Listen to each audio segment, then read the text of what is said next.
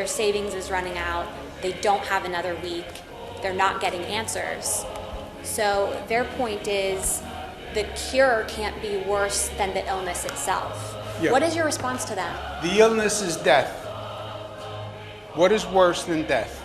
Somebody commits suicide because they can't pay their bills. Yeah, but the illness is maybe my death as opposed to your death. When you see a crowd, when you see a line that's not distanced, when you see a supermarket that's too crowded, anything, you can report it right away so we can get help there to fix the problem.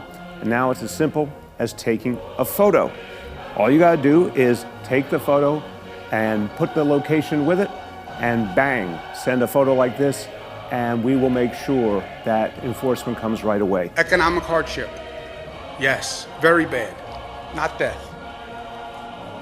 Emotional stress from being locked in a house. Very bad. Not death. Domestic violence on the increase. Very bad. Not death. When you see a political rally, that's what it was yesterday. It's that kind of irresponsible action that puts us in this situation where we might have to actually think about extending stay-home orders. It would almost be sort of more direct and open to just go out and chant, "Let us infect you, let us infect you," because that's what they're saying. They're saying, we're in a bunch, we're not social distancing, we could be passing this virus around just among us right here, now let us come back to work and infect y'all. And you see people with these Insta protests paid for by activists for the super rich, egging on this kind of activity that could get violent. What does that say to you? It says to me that the president is willing to risk the lives of people who believe in him so that he can have advantages like re-election and things like that. He's literally willing to sacrifice the lives of Americans for personal gain. They've gone from all lives matter to no lives matter.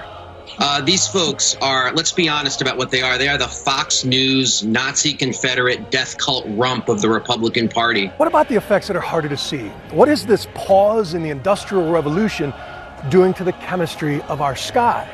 Locals in northern India say they can see the Himalayas for the first time in decades. And there seems to be this perception that maybe the virus has helped humanity buy some time when it comes to global warming.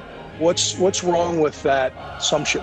We'd have to keep doing this even more and do it for the next 30 years to really begin to bend the curve on the greenhouse gases in the atmosphere. A lot of people have asked me what implications that this has for climate change. And when it comes to the dollar figure, I think for both of these issues, I don't think that there's a figure that we can look at right now that is too much. So if any good can come of this, Allison, maybe it's an understanding that the climatologists who are warning about the invisible enemy up in our sky and in our seas, maybe we should take them seriously too.